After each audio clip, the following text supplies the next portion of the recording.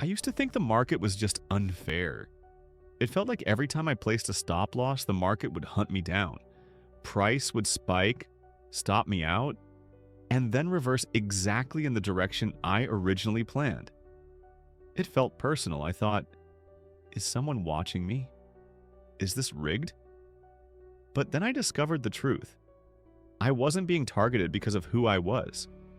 I was being targeted because of where I placed my stop loss. I learned a hard truth. I was liquidity. And once I understood what liquidity actually meant, once I saw the market through the lens of smart money, everything changed. So today, let me walk you through something most traders don't fully understand: the liquidity grab strategy. What is liquidity? Let's break it down. No jargon. In simple terms, liquidity is the ability to buy or sell something quickly without causing a huge change in price.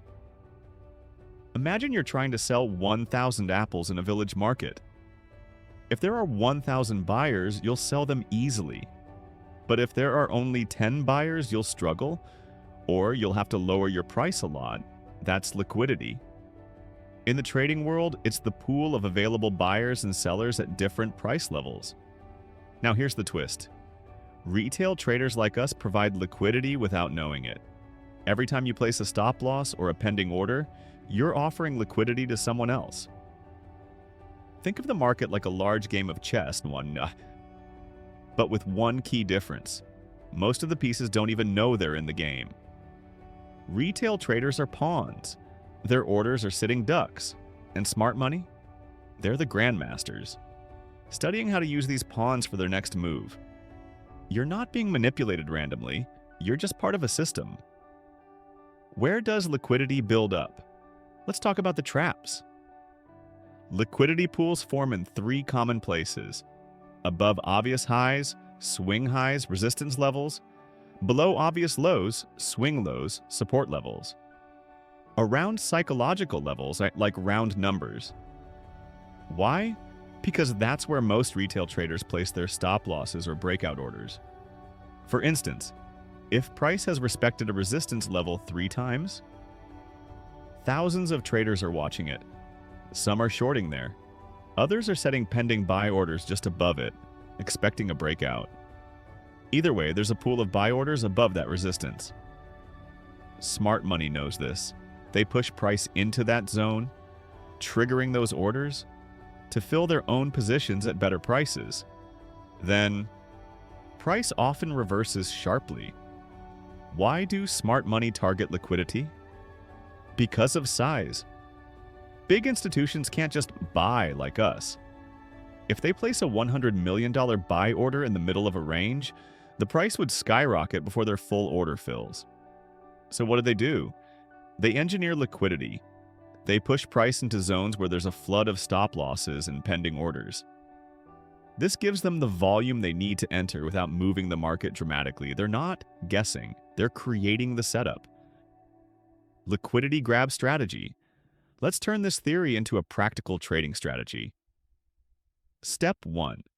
Mark obvious highs and lows. Look at the chart. Identify recent swing highs and swing lows. These are magnets for stop-loss orders. Step 2. Wait for the liquidity grab watch for price to break above a high or below a low, quickly and with a wick.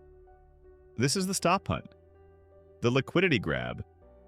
Step 3. Look for confirmation. After the grab, wait for a strong rejection candle, like a pin bar, engulfing candle, or break of structure in the opposite direction. This shows smart money may have entered. Step 4. Enter the trade. You can enter on confirmation or wait for a retest of the zone.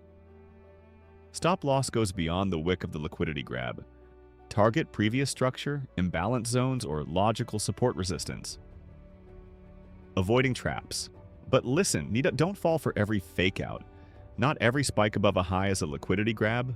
Sometimes it's a real breakout. Here's how to stay safe. Always wait for confirmation. Don't jump in just because you think it's a grab. Combine with market structure. Is price in a range or extended? Use volume if you can.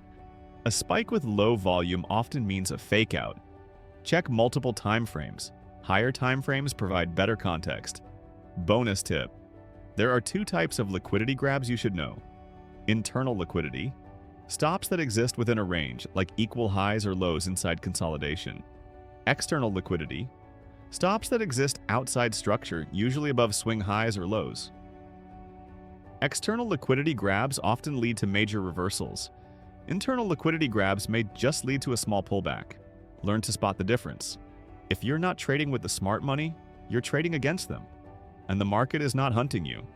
It's hunting liquidity. Your stop loss isn't safe because it's hidden. It's only safe when it's placed outside the reach of obvious liquidity zones and aligned with logic. The best traders aren't just reacting, they're observing. They're waiting for the setup smart money creates, and then riding their wave. Stop chasing trades. Start studying where the money moves. Because when you understand liquidity, you're no longer a pawn, you're a player.